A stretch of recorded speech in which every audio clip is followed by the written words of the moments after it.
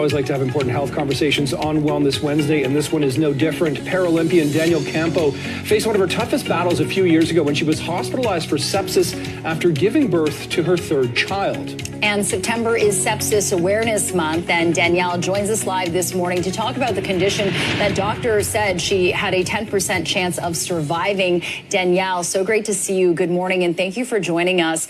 I'm embarrassed to say that it was only yesterday that I learned what sepsis was, so I think September is a perfect time for people to know about what sepsis is, to raise awareness.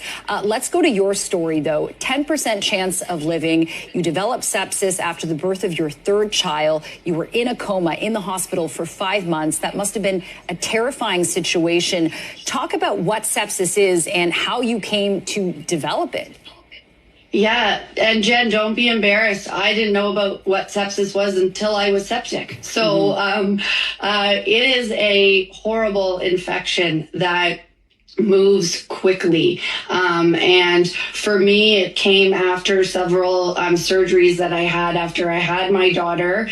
And the infection gets into that blood and just goes. And so I went back to the hospital, not feeling well, having difficult breathing. And my husband describes it as pure medical chaos. They were working as quickly as they could. And then my family was called in to say goodbye, not once, but 3 times. And only a 10% chance of survival.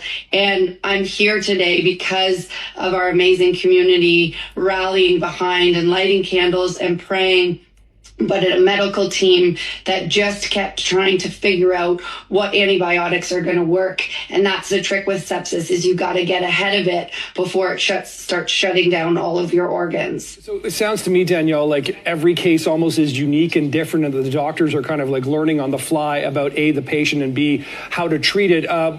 Do you have a sense of kind of the efforts they went to? I mean, you said, 3 different times they called in your family to say the goodbyes. Our medical team from Windsor to London were incredible. They went through every possible effort. I remember as I was slowly getting better, they were constantly testing my blood, sending it to the lab, figuring out if these antibiotics are responding, or do we have to hit it harder, or what's going on. So it's always a lot of consultation, a lot of talking, a lot of figuring it out.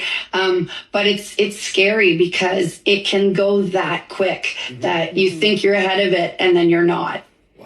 Yeah, and Danielle, how would people know if they are susceptible to this, if they might be developing it? What are some of the early signs that you experienced? I mean, I know that you had some surgery, so is that always kind of a prerequisite that if you recently had surgery and you start experiencing some symptoms, you need to be on the lookout? Yeah, I never knew even that, that was something. And I think it's really important to advocate for yourself, how you're feeling, continuing to talk to your medical team. I went home from the hospital, and I knew I was trusting my gut. Something didn't feel right. And then obviously when I had trouble breathing, I said to my husband, we got to go back. I know we fight so hard to get out of that hospital. What I've learned from all of this is really trust your body and don't be afraid to say, hey, wait, this doesn't feel right. Or this is, I just don't feel good. For me, I never got fevers. So it was difficult for my medical team to be on the lookout for this because I never had a fever. And that is one of, the signs. Sorry, I didn't mean to cut you off there. No, Danielle, I'm curious, though, what is life like now for you? Is this something that you are still dealing with? Will you be dealing with this for the rest of your life, or are you now considered sort of sepsis-free? What's that like? Yeah, so the infection is gone, and we celebrated when we heard those words.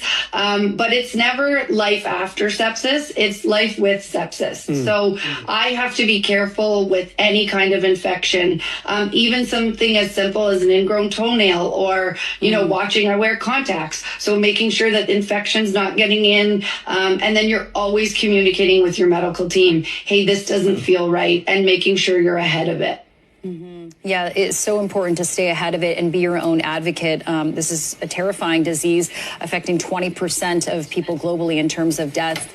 Danielle Campo, thanks so much for joining us and sharing your story. Wish you the best of luck, and thank you again. Thanks, Danielle. Thank you. Thank you guys so much, and thanks for these Wellness Wednesdays. Absolutely. So great. Thank you. Great conversation there. Okay, we'll be back right after this here on CP24 Breakfast with your headlines.